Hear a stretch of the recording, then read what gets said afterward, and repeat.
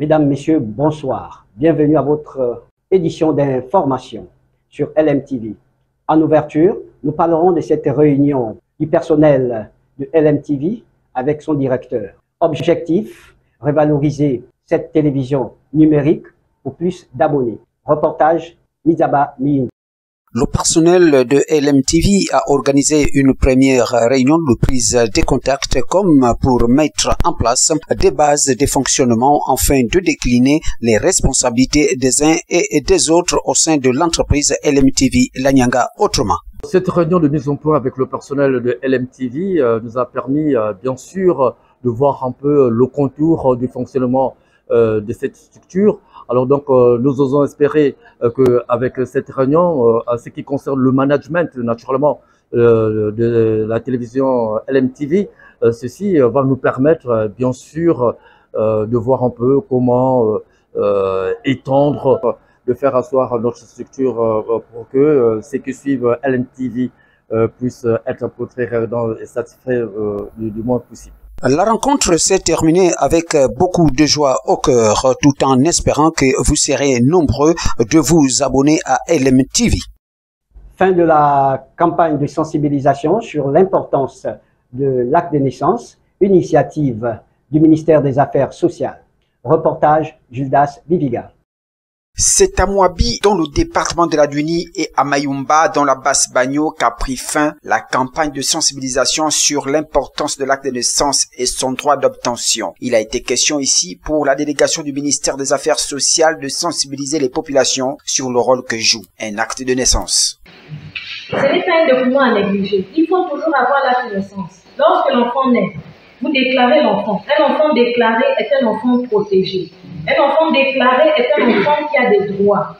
C'est un document essentiel, fondamental. C'est la procédure juridique à suivre lorsque vous mettez un enfant au monde. L'acte de naissance est un document très important. La première des choses qu'il faut définir, c'est que l'acte de naissance vous donne droit à un nom et à une identité. C'est quand on va vous déclarer qu'on établit vos noms. Au nom des populations, le préfet du département de la Luni s'est dit être satisfait au regard du constat fait sur le terrain. L'objectif de cette campagne est d'informer, d'éduquer les populations quant à l'importance de l'acte de naissance et voir les enfants qui n'ont pas de pièces d'identité, qui n'ont pas l'acte de naissance. Parce que ce sont des enfants qui sont presque exclus de la société. Vivement que chaque parent prenne ses responsabilités afin de permettre à l'enfant d'être reconnu dans la société. Le comité multisectorial de lutte contre le sida vient de sensibiliser les élèves du lycée catholique Horizon sur les dangers du VIH-Sida. Reportage, Elisabeth Guilamboué. Cette descente de la présidente du tribunal de première instance de Tchubanga et ses collaborateurs avait pour but de sensibiliser les élèves sur les droits et devoirs de l'enfant. Le devoir de connaître quels sont leurs droits et quels sont leurs devoirs pour ne pas qu'ils se retrouvent dans des situations difficiles. Nous avons jugé utile, jugé opportun de venir d'abord instruire nos enfants sur leurs droits et sur leurs obligations. Parce que ceux qui sont là-bas, peut-être qu'ils se retrouvent du mauvais côté par méconnaissance. En prélude à l'ouverture de l'audience criminelle des mineurs, prévue dans moins de 72 heures, la présidente du tribunal face aux apprenants était porteuse d'un message. Sachez que les droits de l'enfant dans le corpus juridique sont protégés préalablement par la Convention des droits de l'homme, la Convention internationale des droits de l'enfant, la Constitution, donc au niveau national, c'est notre Constitution, et le Code de l'enfant. Donc depuis 2019, il y a un Code de l'enfant qui protège les enfants. Il y a un pan protection et il y a un pan répressif. Le tribunal a jugé utile de venir vous entretenir pour mettre en exergue le pan protection. Voilà, le pan protection de l'enfant. C'est pourquoi nous sommes ce matin devant vous pour vous sensibiliser. Au demeurant, cette sensibilisation s'est poursuivie dans l'ensemble des établissements secondaires de la capitale ninoise. Maintenant, place à la page africaine.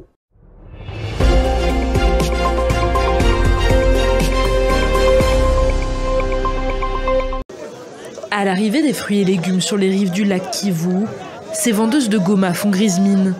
Face à la diminution de leur clientèle, leur commerce a pris un coup. Tu peux avoir un panier de citrons à 20 000 francs congolais, mais tu vas attendre plus de 3 jours pour réussir à tout vendre, car la ville connaît une crise majeure. Les banques ne fonctionnent pas. Nous vendons, mais il n'y a pas d'acheteurs, parce qu'il y a moins de gens dans la ville qui ont les moyens d'acheter. C'est ça notre difficulté actuelle. Nous avons la marchandise, mais il n'y a pas de clients. Comme les plus d'1 million d'habitants de Goma, Gnaguba subit de plein fouet la crise économique qui touche la ville, en pleine pénurie d'argent liquide. Presque toutes les banques sont fermées et les chaînes d'approvisionnement sont rompues, provoquant une hausse des prix sur certains produits de base. Et un autre sujet les inquiète, les impôts prélevés par le M23 dans la ville dont ils se sont emparés fin janvier. On a des problèmes avec les taxes. Les clients ne viennent plus, mais chaque fin du mois, on vient demander la taxe. Et ça devient compliqué pour avoir l'argent de payer ça. Dans les zones tenues par le M23, les petits commerçants doivent s'acquitter d'impôts pouvant aller jusqu'à 20%. Quant au gisement de coltan situé aux alentours de Rubaya, cité minière dont les ressources sont parmi les plus riches du monde, les rebelles prélèvent désormais une taxe de 15% sur la valeur de la production. Un impôt nécessaire pour financer leur rébellion. Le M23 ne dévoile pas le montant des revenus touchés, mais d'après les chiffres d'un expert gouvernemental, la production de Rubaya s'élèverait à 2,5 à 3 millions de dollars par mois, soit 375 000 à 450 000 dollars de recettes fiscales mensuelles pour le mouvement rebelle.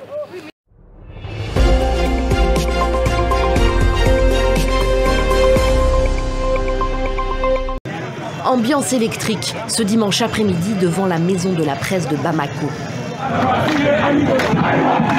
Des forces de sécurité mobilisées en masse et des soutiens du pouvoir venus crier leur désaccord avec ce qui se tient à l'intérieur du bâtiment.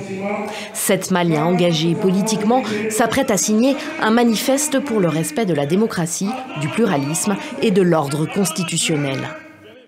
Nous, acteurs de la société civile, responsables politiques, syndicats, journalistes, intellectuels et citoyens engagés, unis par un attachement profond aux valeurs démocratiques et républicaines. Lançons un appel solennel pour le respect de la démocratie, du pluralisme politique, des droits fondamentaux et pour un retour effectif à l'ordre constitutionnel. L'événement, auquel certains journalistes et opposants ont été empêchés d'assister, tourne court, car la police force la porte de la salle et évacue les lieux. Malgré la tension et l'intervention des forces de l'ordre, ces opposants ont réussi à faire passer un message et ils comptent aller plus loin, mobiliser l'opinion malienne qui aspirerait aussi, massivement selon eux, à un retour à l'ordre constitutionnel. Les manifestes seront ouverts. Nous allons désigner un lieu où les Maliens peuvent se déplacer pour aller signer les manifestes. Et nous avons préparé aussi une signature en ligne du manifeste pour les Maliens qui sont à l'intérieur du pays, dans les régions, dans les cercles. Il y a l'éveil de conscience qui est là. Durant 5 ans, les Maliens ont attendu un changement lors de cette transition. Et ce changement-là a tardé. Et toutes les promesses, depuis le début de la transition, n'ont pas abouti. Les engagements n'ont pas été respectés. Samedi déjà, plusieurs centaines de personnes ont manifesté dans la capitale à l'appel d'une large coalition de partis politiques. Le déclencheur de cette mobilisation, c'est l'adoption mercredi en Conseil des ministres d'un projet de loi qui prévoit d'abroger la charte des partis politiques et qui mènerait, in fine, à leur dissolution. Ce rassemblement a constitué le premier acte majeur et visible de contestation contre le pouvoir depuis 2021 au Mali. Point final à cette édition d'information. Merci de nous avoir suivis. L'actualité continue sur LMTV.